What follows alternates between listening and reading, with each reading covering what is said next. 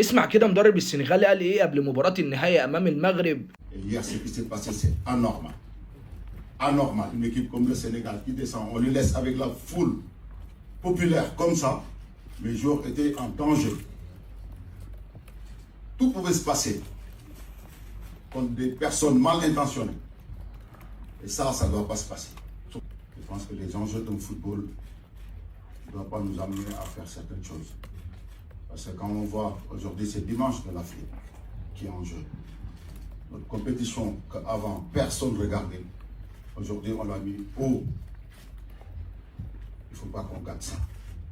Parce que quand même on a des joueurs de planétaires, on a des joueurs que malheureusement c'est à cause de la CAN qu'on n'a pas gagné, qu'ils n'ont pas gagné le ballon d'or. Parce que les gens disaient que ce n'était pas une compétition majeure. Donc Sadio Mané méritait ce ballon d'or.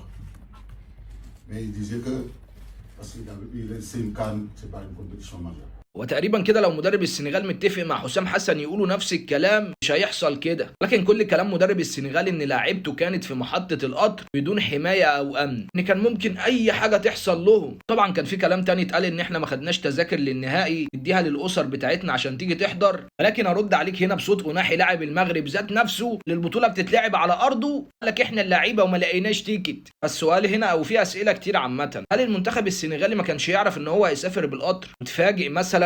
هل الامور التنظيميه اللي خارج الملعب مسؤوليه الكاف ولا مسؤوليه المغرب؟ هل برضو انت كان كل همك اللعيبه بتاعتك ما يحصلهاش اي ضرر؟ ده اللي حصل يعتبر، ان اللي باين في كل الفيديوهات المنتشره ان يوم لما حد جه يلمس كولوبالي كان مشجع سنغالي، ما شفتش ولا مغربي مثلا بيحاول يأذي اللعيبه وبيتعرض لهم عشان ما يلعبوش النهائي. كلكم سنغاليين في بعضيكم. اخيرا قول لي رايك بكل احترام وادب في الكومنتات، اذا كنت مغربي او عربي افتكر دايما ان كل ده اصلا غرضه الترفيه.